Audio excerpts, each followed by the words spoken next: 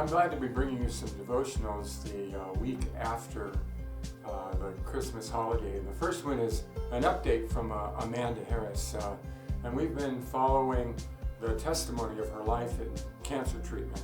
And this is her Happy Christmas Week Friends note. And she has such great biblical insight. I just have to share this with you. Quick update from Amanda. Tomorrow is my last radiation treatment, and I only have significant burning in one small spot. So praising God for both of those things.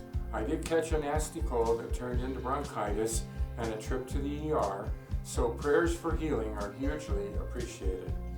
In this Christmas season, I've heard so many of my mama friends say that they are struggling with anxiety, fear, insecurity, and stress that comes with all the Christmas stuff.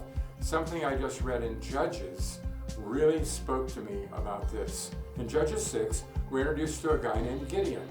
God has chosen Gideon to save his people from their current oppressors, the Midianites.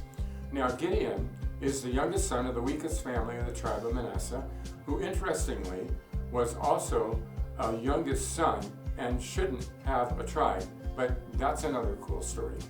His response when God calls him, seriously, me? And he proceeds each step of the way to ask God for reassurance in Judges 6, 17 through 19 and 36 through 40, and acts with extreme caution, which is relayed in Judges 6, 26 and 27. You really ought to read this chapter. It's a fascinating story. If I were God, I would be super annoyed. I would say, dude, what more reassurances do you need? I'd probably even write Gideon off and find somebody else who wasn't so insecure. But God does the opposite. Not only does he faithfully execute the signs that Gideon asked him for, he even preemptively sets one up. In Judges 7, God tells Gideon that it's time to attack, and if you are afraid to attack the camp, go down to the camp with your servant. That's what's in Judges 7, 9 to 10. Gideon goes down and overhears a soldier recounting a dream he had the night before. A loaf of bread rolled into his tent, and the tent collapsed. And if that wasn't enough of a sign for Gideon, another soldier chimes in to interpret the dream. This is nothing less than the sword of Gideon, son of Joash, the Israelite. God has handed the entire Midianite camp over to him.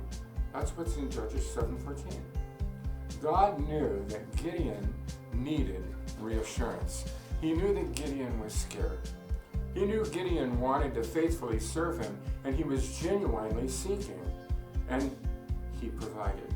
Gideon's response was to bow down in praise, because how could he not?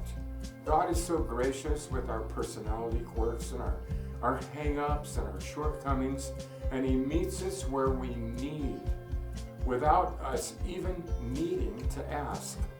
How beautiful is this story? How can we help but praise God in response?